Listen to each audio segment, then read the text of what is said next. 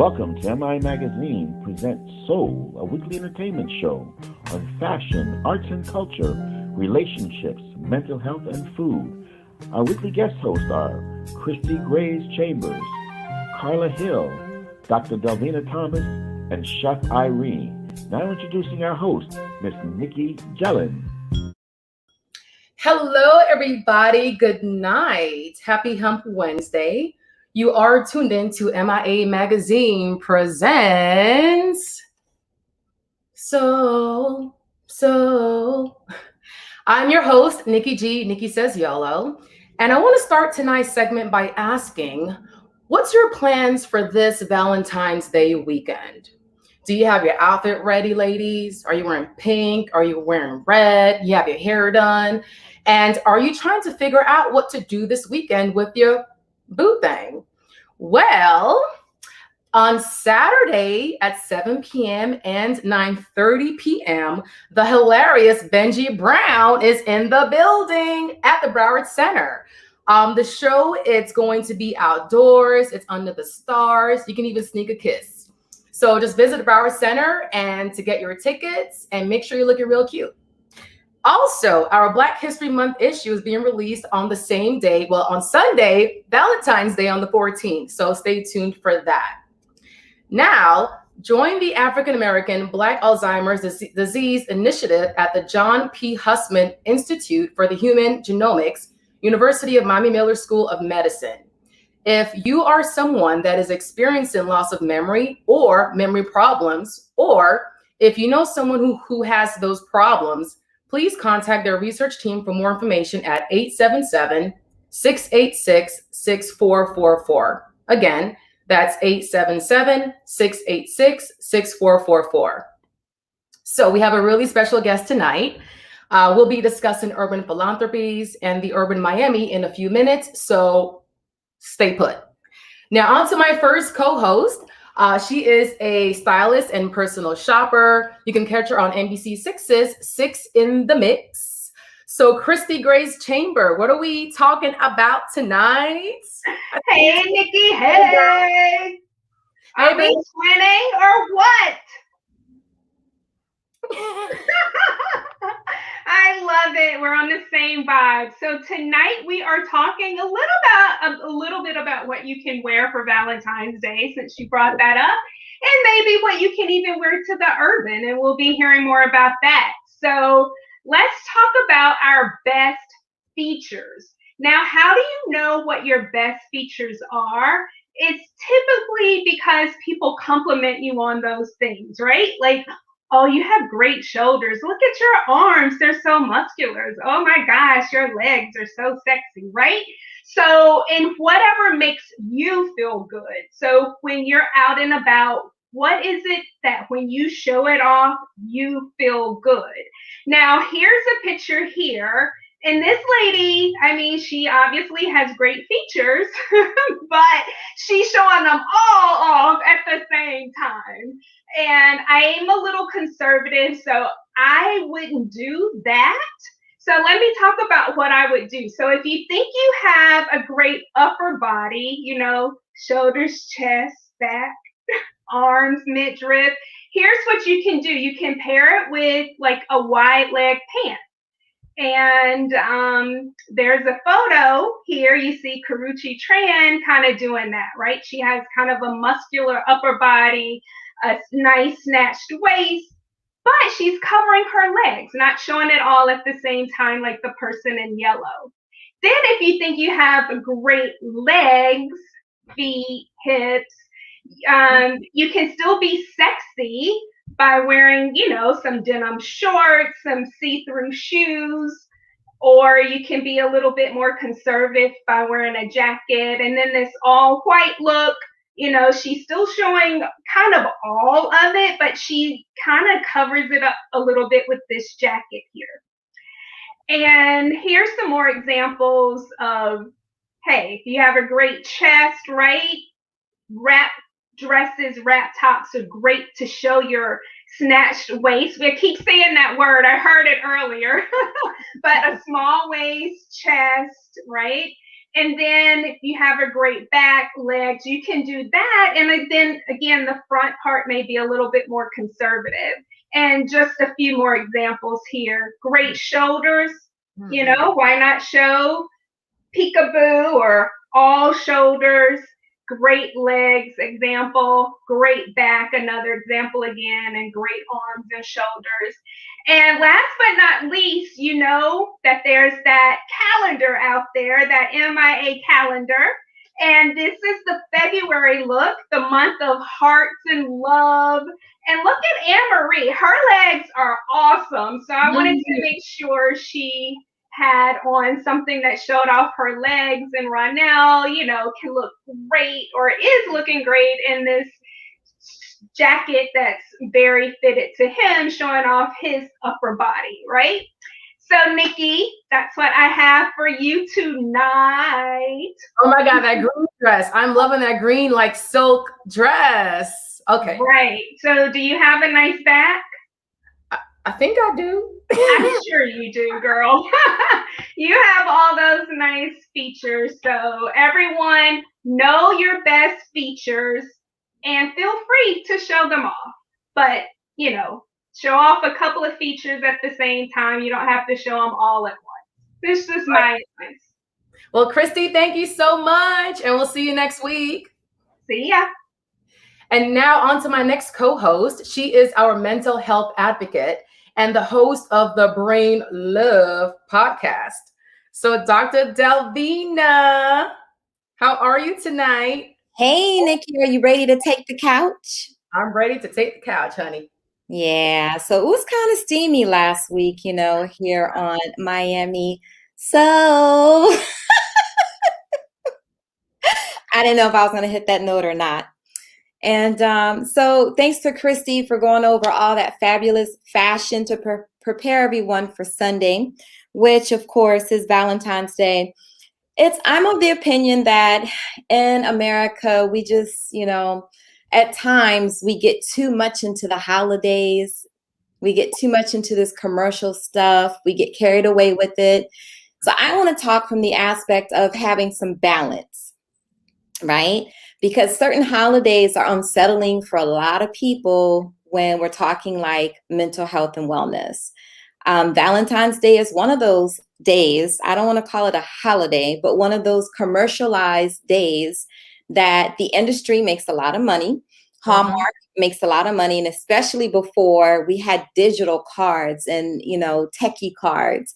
And also the restaurants, and I'm sure the restaurants will still do pretty well this year, considering COVID. But a lot of places have Valentine's Day special. Shout out to NYSW Jazz Lounge in Fort Lauderdale. They have a Valentine's Day brunch and mimosas and all those things. But to folks who may not be in a relationship, don't get down on yourself. So I want to talk about that. What can we do with regard to relationships and move forward and not feel like we're sad or we're blue? Because maybe Sunday, Valentine's Day, may not look like the Valentine's Day for your friend or your sister or your cousin or, you know, your homeboy or your cousin, whoever it may be. People have to remember it's just a commercialized day. It was really created, I believe, I'm going to say, in the interest of money and finances. But other people who love history and all these things will say, no, it was really created for lovers. Use the day to love yourself. Use this day to love yourself. Take a step back. Look at it, reassess your life, how things are going. I was in Clubhouse last night. And so, Nicky, you know about Clubhouse, right? I do, yep. Mm-hmm. Yeah. There was a discussion in one of the rooms about husbands. Why can't I find a husband? I was on the panel with Dr. Adrienne Carter, and there was a young lady who's 44. She's in her second marriage, which is ending. She has 2 children, and she started crying in the room. And, you know, she was saying things like, I don't understand why I can't find a husband. No one wants me. All the men want younger women. So if anyone is feeling this way, or if you're feeling lonely, or if you were feeling lonely during the holidays, during Thanksgiving and Christmas, please first just remind yourself you have to love you. You have to love yourself with all your heart, with all your might, with all your spirit and energy. You have to love yourself. If you don't believe in yourself and you don't love you, other people will pick up on that energy. And it'll be hard for someone to love you knowing that you don't like yourself. That's the first thing. The second thing is to prioritize what's important. What's important is that we have our health, that we're taking care of ourselves. Our families are important. So place some of that energy and some of those emotions into those primary things in life. And then start to do the things that you love. Become passionate about you. Some people say, oh, I don't have a hobby. Try to determine, what do you like to do? If you like to be outdoors, start doing hobbies outdoors. Start doing things outside. If you don't really, frequent sports or go to any sporting events, switch it up a little bit. Try something new. So if you're looking for a significant other, looking for love, ensure that you're totally balanced first.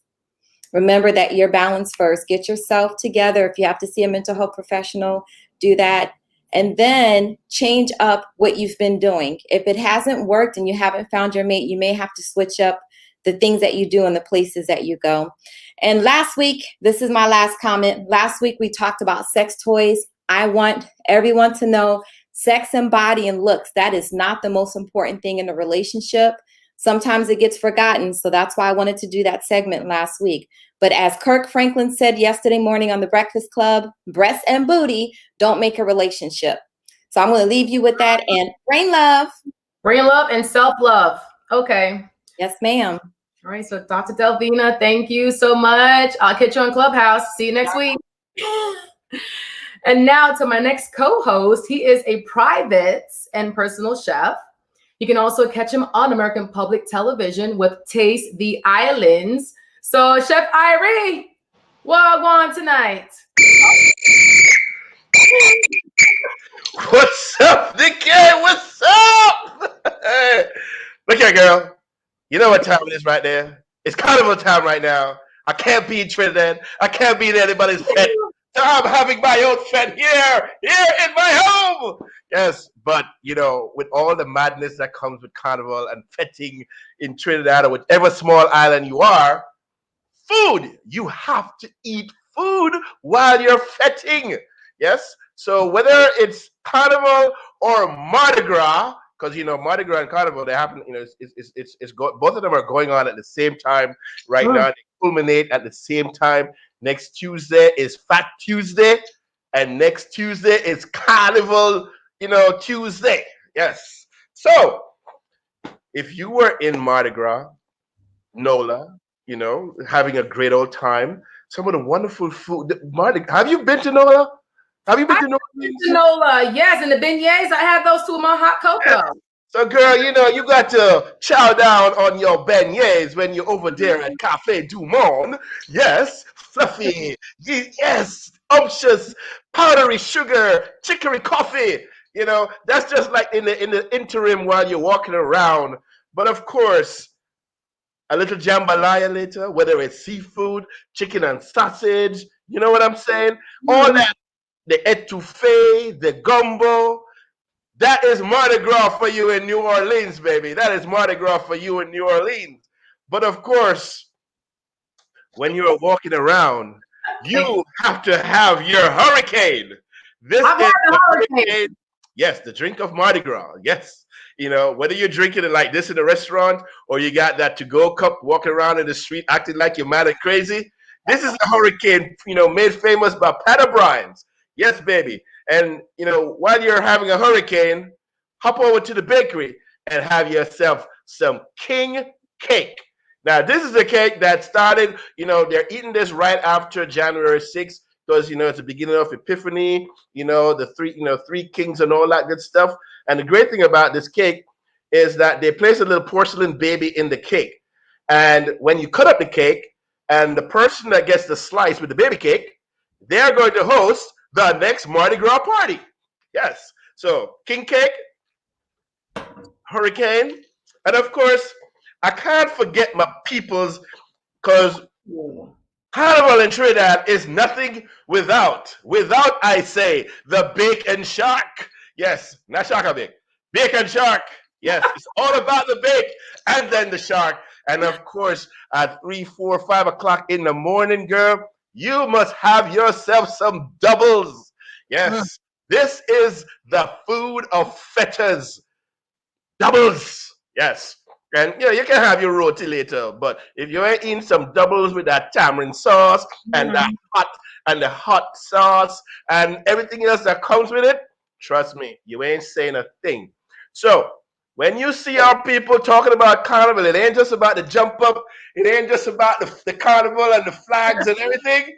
It's about the food and it's about the libations. So Hold on. in Trinidad, but we gonna make the party going on anyway. What happened to the bus up shots? What happened to the bus up? You have doubles but no bus up? But hey, look at I said the roti, I said the roti later on, but look here, 4 o'clock, 12 o'clock, you get to the bus up. You know what I say, girl? Sure, look here.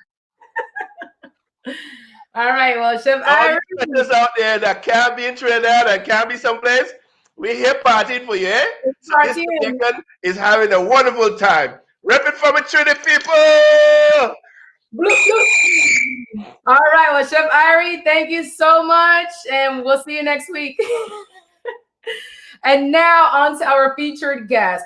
He is Assistant Director at Urban Philanthropies. He's also the founder of the Urban Miami. And one more thing, he's always doing it for the culture. So Keon Williams, thank you so much for being our guest tonight. How are you? I'm doing well, and I'm hungry now, and I'm excited. Just all the energy that just was just here. I love it. So thank you for having me. Definitely. So let's get right into it. So tell us a little about your background. So born and raised here in Miami, Overtown in particular. That's where everything started at.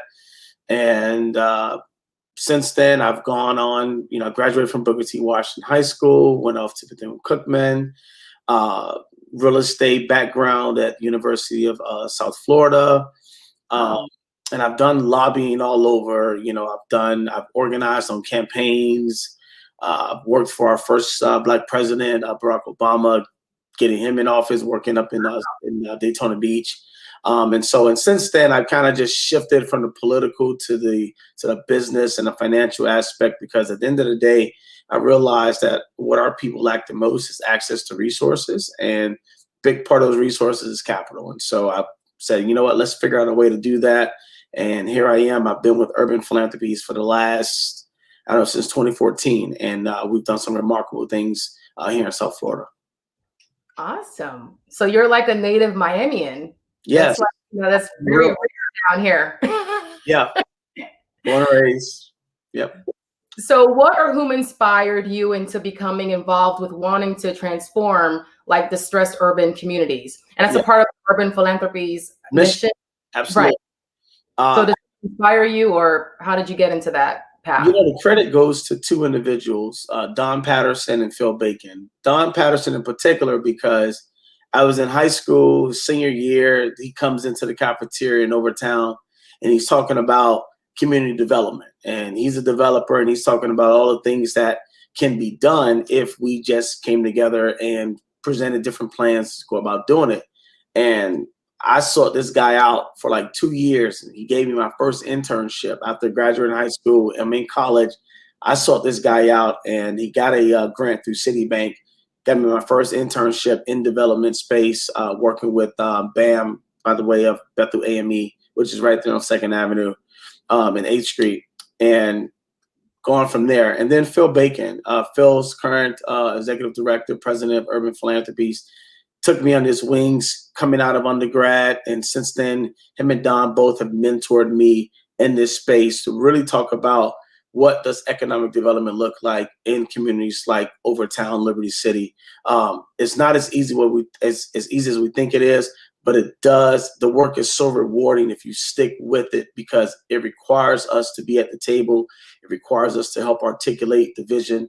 And more importantly, it requires us to be there, to be present and authentic for when those conversations are had. you can actually speak about what is needed, as opposed to someone else not being from the neighborhood or from the representing the interests of that community. So your district of focus, it's Overtown. Right 100 now, yeah, we do a lot of our work primarily in Overtown. It extends itself to the majority of Miami-Dade, but our focus, our headquarters, where we planted our flag for economic development, revitalization, takes place in Overtown. Okay, so what's the progress been like within Overtown? Wow. In the last 5 years, last 10 years, because there's a lot of things that have happened. I can say since graduating high school, there's been a lot of changes. In the last 5 years in particular, you got about $2.5 billion in investments taking place in Overtown through the local community reinvestment agency, the CRA, through business entities like the Miami World Center and Brightline, which is now, I think they changed their name to something else, or maybe it's called Brightline. And so when you have that type of investments taking place and you have an agency like the CRA instrumental in making sure that development is also being related to the neighborhood that it's impacting, you start to see things happen very quickly. We've seen housing developments take place. We've seen the entertainment aspect of Overtown come back. Overtown's always been known for being the Harlem of the South and having entertainment. We've now made that a focus. And then I think the other part of it is actually transforming people's lives. You got people that are now becoming homeowners in Overtown. They're building equity in their homes, and they're being able to pass those things off to the next generation. And I think all of that is in combination both with the city of Miami, Miami-Dade County, and the local CRA that's helped being instrumental in those things. Wow. So yeah, I've seen that myself as well. So what is like the next major project for Urban Philanthropies? Well, the Urban is our baby. It's our our umbrella of Urban Philanthropies. The Urban is a subsidiary. That's how we make our money to do the mission work that we talk about, the transforming, the preserving, the empowering. How do we do that if we don't have access to resources ourselves? And so anybody who comes out and supports the Urban and have fun and enjoy themselves, they're also impacting the neighborhood in a more positive way through our housing subsidy program, through our micro lending program, through our business boot camp, those initiatives that we put forth for the residents to be a part of. I think the next thing for us is the Urban 2.0 and the Urban 3.0.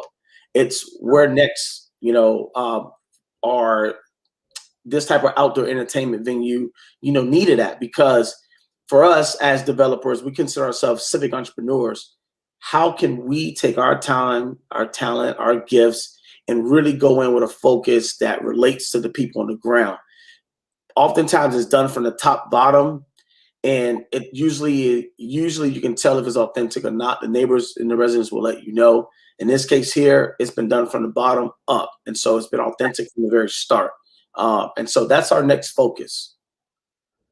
Awesome. So I know the Urban Miami, it's an outdoor space with entertainment. There's food, there's different kind of entertainment. So the pandemic hit us last year, March. So what kind of effect or impact did it have on the Urban Miami last year? And did you panic? Yeah. What was your reaction? The day the pandemic became real for us was a Saturday.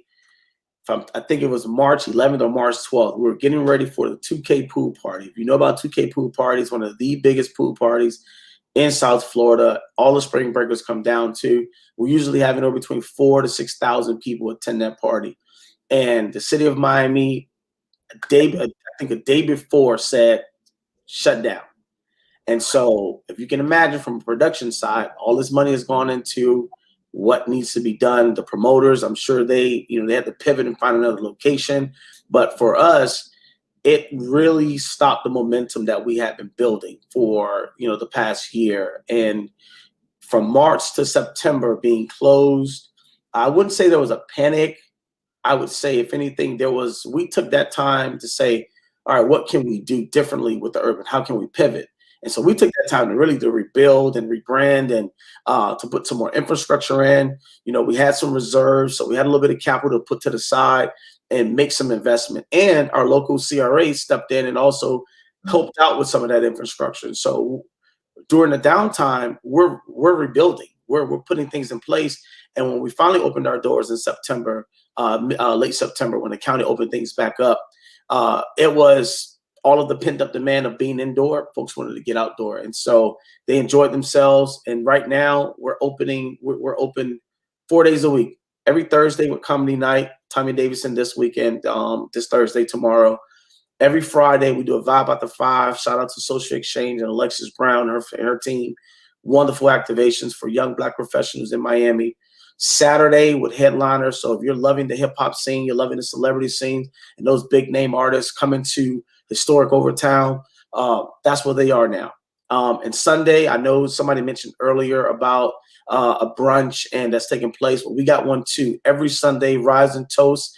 You get there for the rise. You want to get there early, but the toast is after 4 o'clock. That's the big party, and we're doing a very special Valentine's Day celebration taking place. And then I think for this week here, because President's Day is on Monday, we do have our own, very own, the baddest, Trina. She will be there. She'll be hosting a day party starting at 4 p.m. on that day, on Monday. And old school legend, JT, this brother, I grew up listening to this guy, and so I'm glad to have him in a space that was created to highlight the culture. When we say doing it for the culture, we're doing it from every aspect of the diaspora. We got our Caribbean, we got our international, we got our local, and we just have everybody in between that finds himself celebrating this beautiful culture that we like to say Black excellence. Awesome. Well, okay, so are they ticketed events? Or like, where can they find more info about these events and how to RSVP and so forth? Correct. So a lot of our RSVPs are either found on our website or found on our social media. So either Facebook or Instagram in particular. But as you know, if you follow any of those promoters, if you follow Social Exchange, if you follow Headliners, if you follow Rise and Toast, all of those links are there. But we also have those same links compiled on our Instagram and our website as well. Wow. Well, yeah, I'll be at Rise and Toast pretty soon. One of these days, yes. Yeah, I spoke about it today earlier, but definitely. So what kind of legacy do you want to leave behind? You know, I don't know yet. I really don't know. There's so much work to be done right now. I sit back and I look at where we started in 2017 with the Urban and what it's transformed into today. And I realize we have so much more work to do. So many lives are being impacted.